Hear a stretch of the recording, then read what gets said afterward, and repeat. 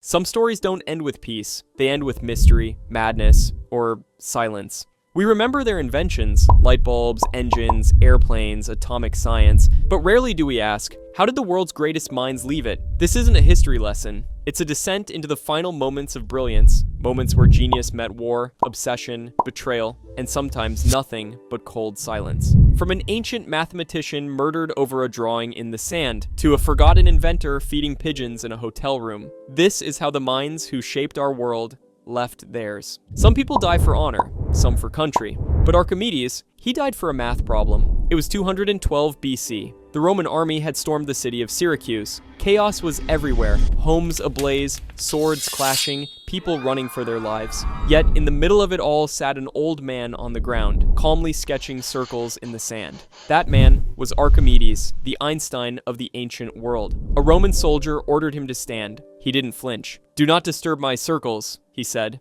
The soldier, unaware of who he was, struck him down. And just like that, a mind that changed the world was silenced by a sword. Archimedes died clutching circles in the sand. Centuries later, two brothers would draw their own circles, only this time in the sky. Wilbur and Orville Wright didn't just invent the airplane, they gave humanity wings. But soaring to greatness came at a cost. In 1912, Wilbur, sharp, focused, and endlessly determined, fell ill. Doctors called it typhoid.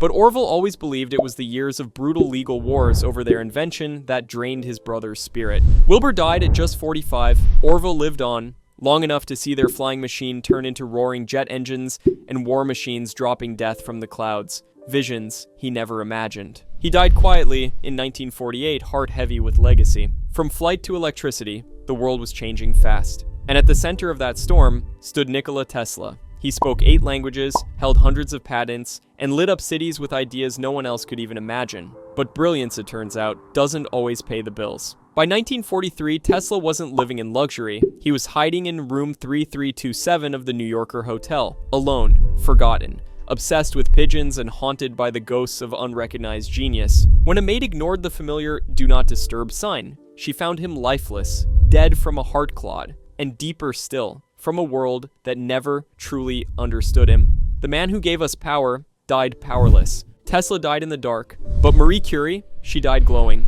She was a trailblazer, the first woman to win a Nobel Prize, and the only person ever to win in 2 different sciences. She didn't just break glass ceilings, she broke atoms. In labs filled with mystery and danger, Marie walked with glowing test tubes of radium in her pockets. No gloves, no shield, no fear. She believed in discovery, not danger. But radiation doesn't care about belief. On July 4th, 1934, her body could no longer keep up.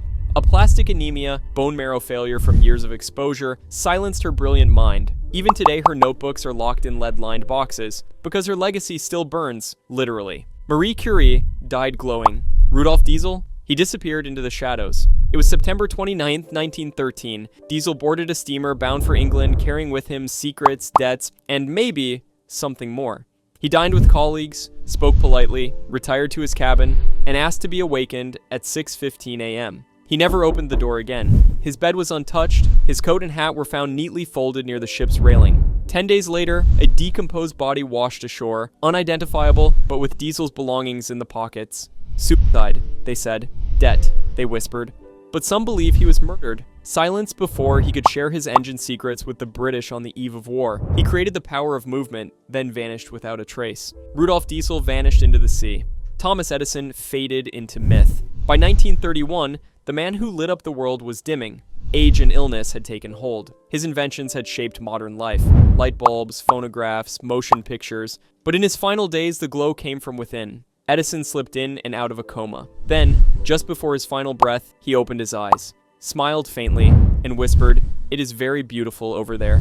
His son, Charles, moved by the moment, made a bizarre request. He asked the doctor to seal the air above his father's bed in a test tube. That test tube, allegedly containing Edison's last breath, still sits on display at the Henry Ford Museum. The man who bottled light may have bottled his own soul. Edison may have captured his final breath. Leonardo da Vinci? He left behind eternity.